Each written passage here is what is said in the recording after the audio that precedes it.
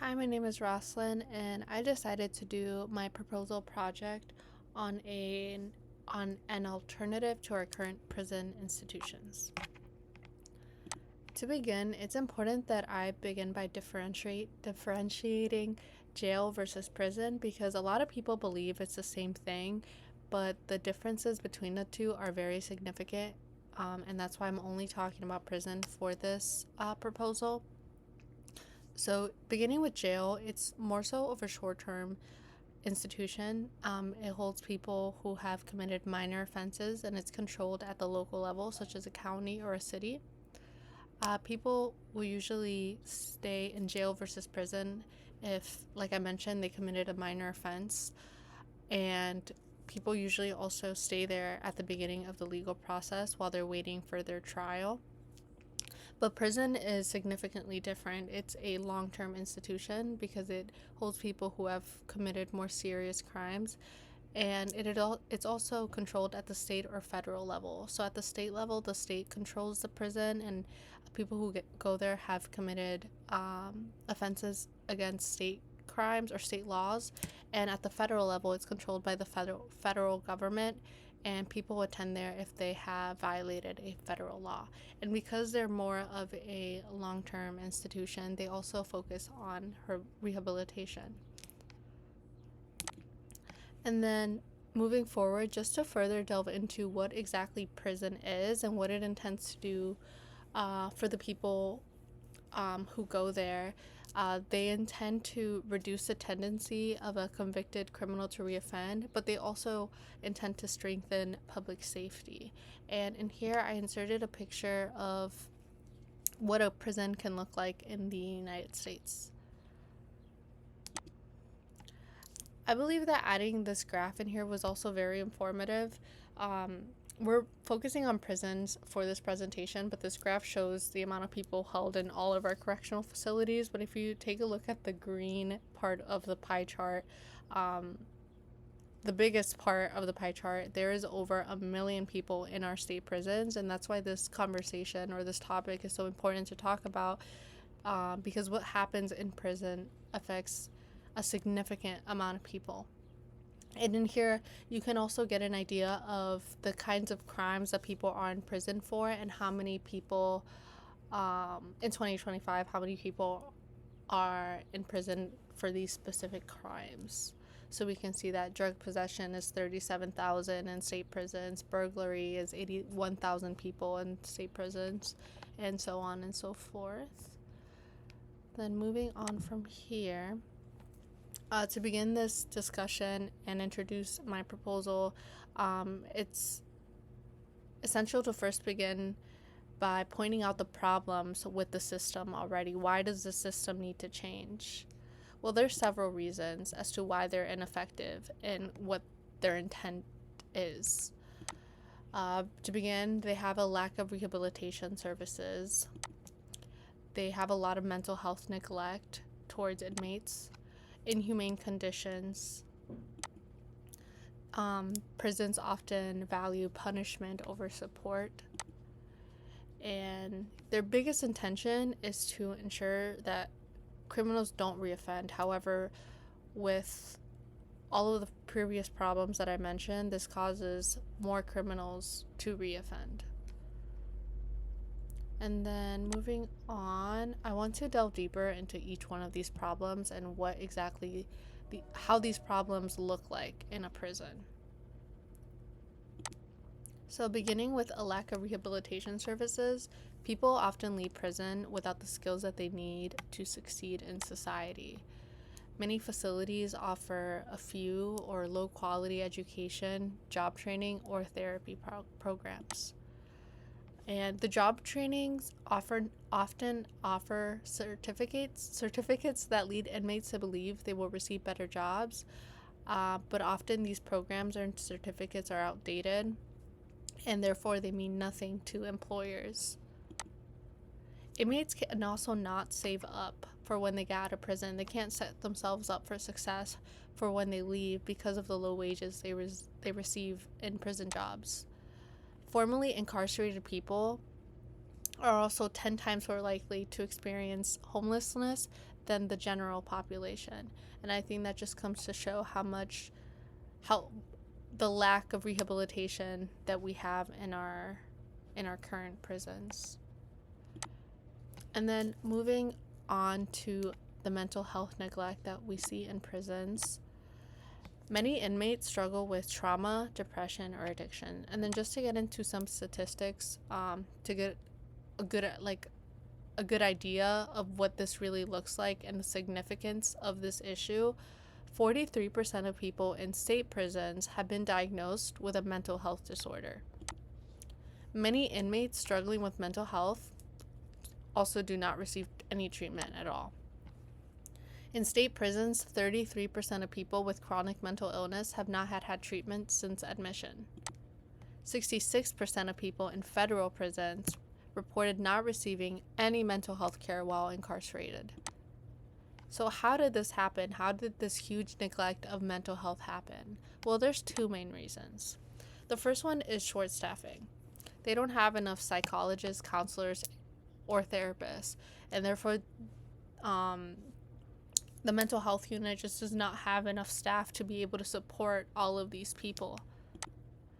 So because of that, when an inmate needs help or if they're in a crisis, they often have to wait several weeks to months to see a counselor or a therapist. And if they are seeing a counselor or therapist or a psychologist on a regular basis, it's only once a month for 1 hour. And kind of going back to what I just said, their therapeutic programs do not delve deep enough. Seeing a counselor or therapist for an hour a month is just simply not enough. And just another example of this happening is that when first entering prisons, an inmate's mental health status is assessed for like any trauma or mental health disorders, but then no significant help is provided afterward.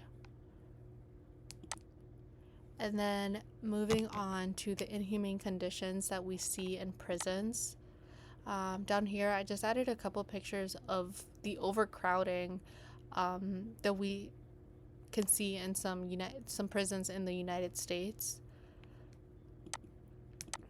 So yeah, like I mentioned, these prisons often have overcrowding, but they also offer poor food to inmates. They have little access to clean water. Inmates often experience medical neglect and abuse. All of these things are very common in prisons in the United States. And obviously these experiences create more trauma than healing. Inmates can't focus on rehabilitation and truly growing and healing from their past experiences if their basic needs aren't even being met. And then also the jobs do not offer enough pay, with some inmates making as little as 12 cents an hour and some making nothing. And this is common in prisons, and this work is also mandatory, so inmates are forced to work for 12 cents an hour or nothing.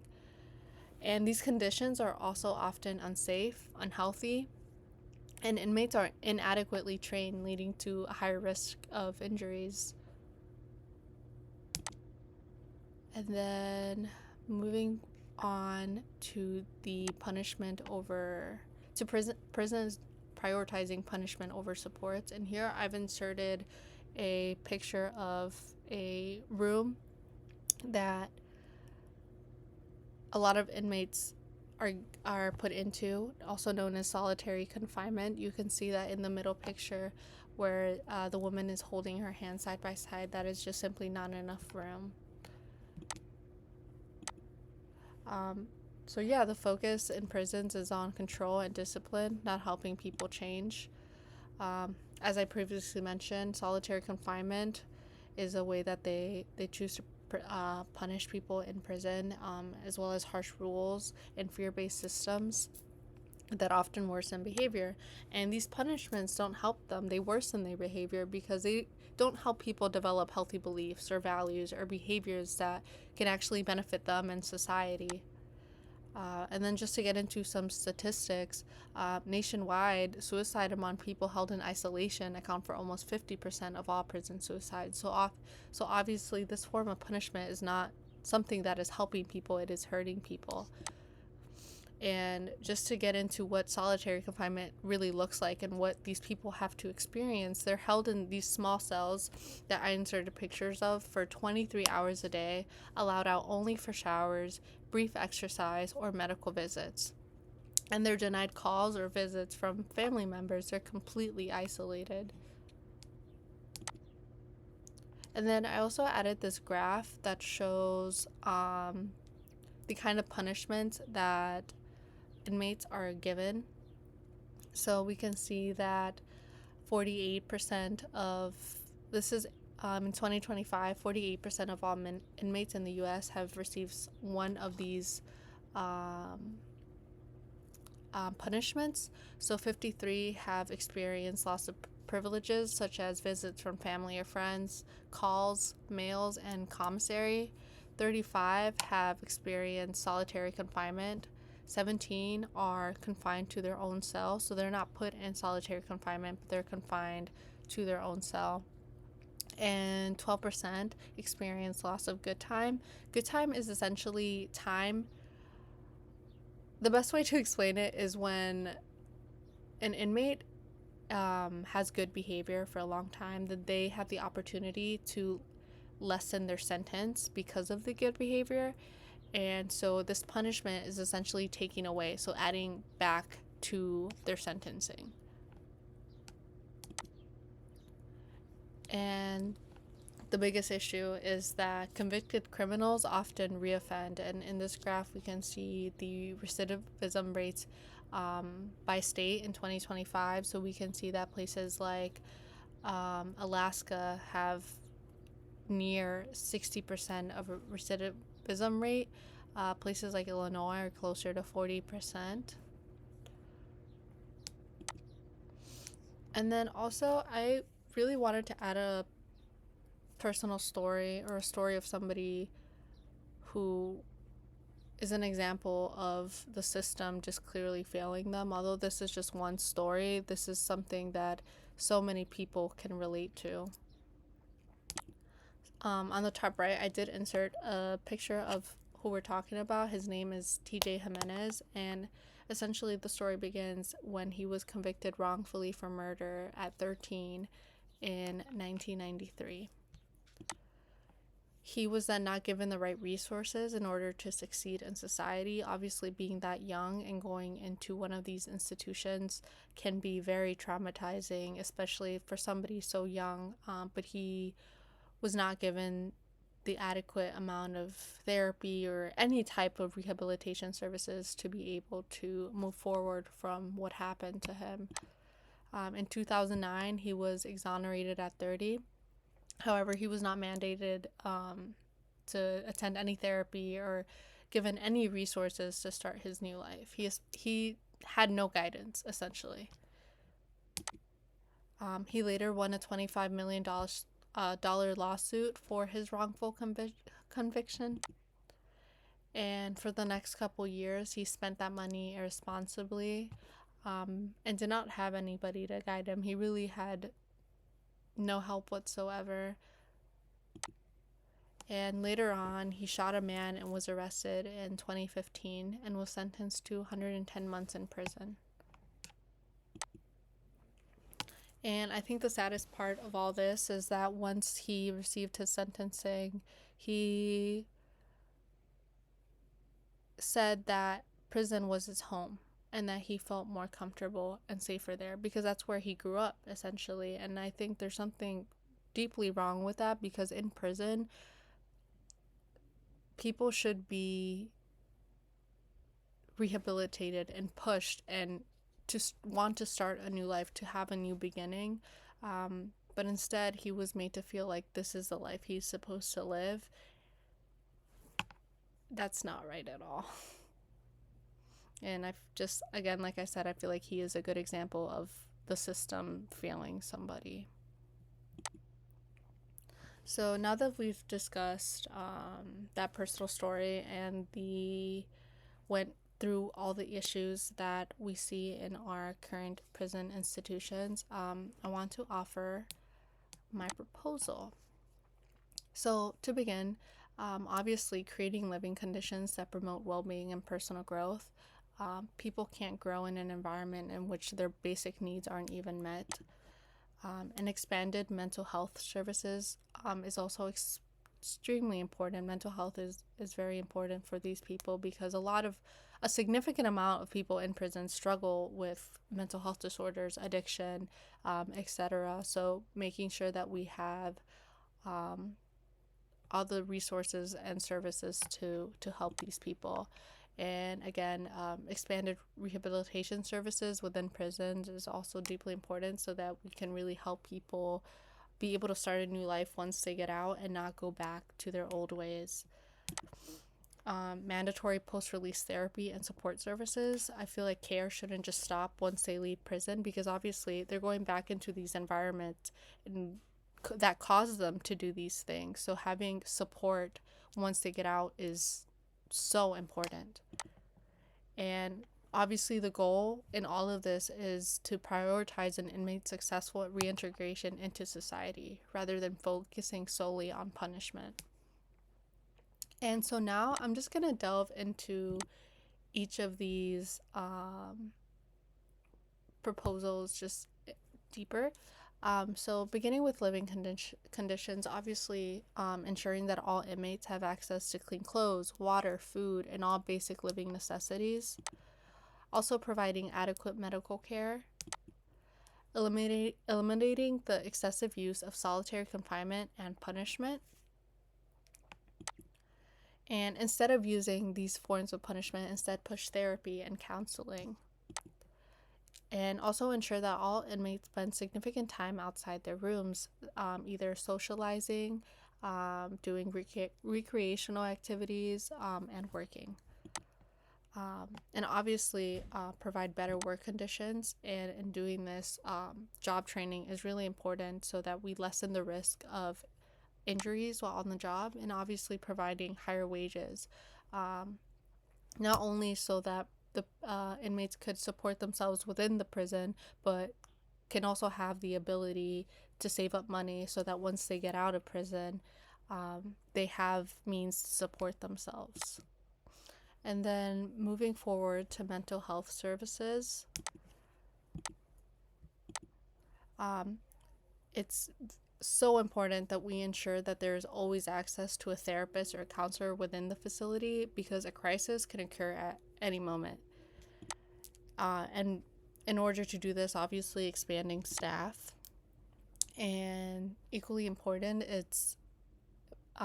we need to ensure that we are providing trauma-informed care throughout the facility so all staff know how to respond if somebody is in a crisis or having a trauma response. Also implementing regular mental health screening and follow-ups, and definitely enforcing mental health training on all staff. Staff should be able to recognize the signs of trauma, mental health disorders, or a mental health crisis, and also be able to respond accordingly. And then moving on to the expansion of rehabilitation services. Obviously, like I mentioned previously, providing higher wages so that inmates can support themselves once they get out of prison. Individual and group therapy is really important. Providing addiction services because there is a significant amount of people in prison who have experienced addiction or are going through addiction. Job training as well. Obviously, up-to-date certifications and training. Vocational education. And also formal education is very important, such as a GED completion or opportunities for higher education.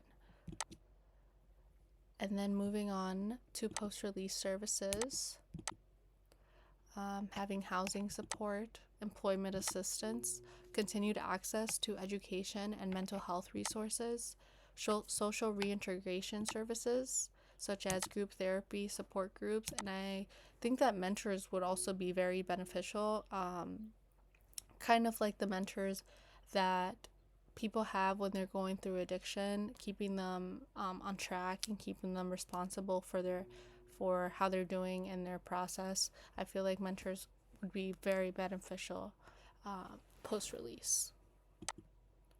And then now that I've went into detail about the plan, it's also important that we talk about the timeline.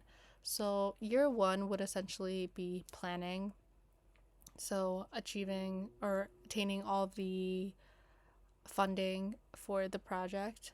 And then year two would be launching the plan in about 2 to 3 like smaller facilities, and throughout that time kind of fixing any issues, adding more programs if we need to, just really trying to make this as perfect as possible and beneficial as possible for these people. And then year three, four would hopefully be launching the plan statewide. And then year five would be transitioning all prisons to this standard. Okay. So why exactly is this alternative needed? By improving prison conditions and offering rehabilitation services like therapy, education, and job training, people can successfully return to society instead of ending back in prison. This means lowering recidivism rates, which saves taxpayers money spent on repeated incarceration. Instead of cycling through the system, people leave with the tools to get jobs, support themselves, and contribute to the economy. Investing in people, whether inside, makes them more likely to become hardworking and productive members of society once they're out. So, has this solution worked for other countries? It has. Norway has created a prison system that is focused on lowering recidivism and preparing people for re entry instead of just punishment. Inmates have humane living conditions and access to counseling and education. Due to all the changes, only 20% of Norwegians released from prison are convicted of another crime, which is among the lowest recidivism rates in the world. And this is my works cited. Thank you.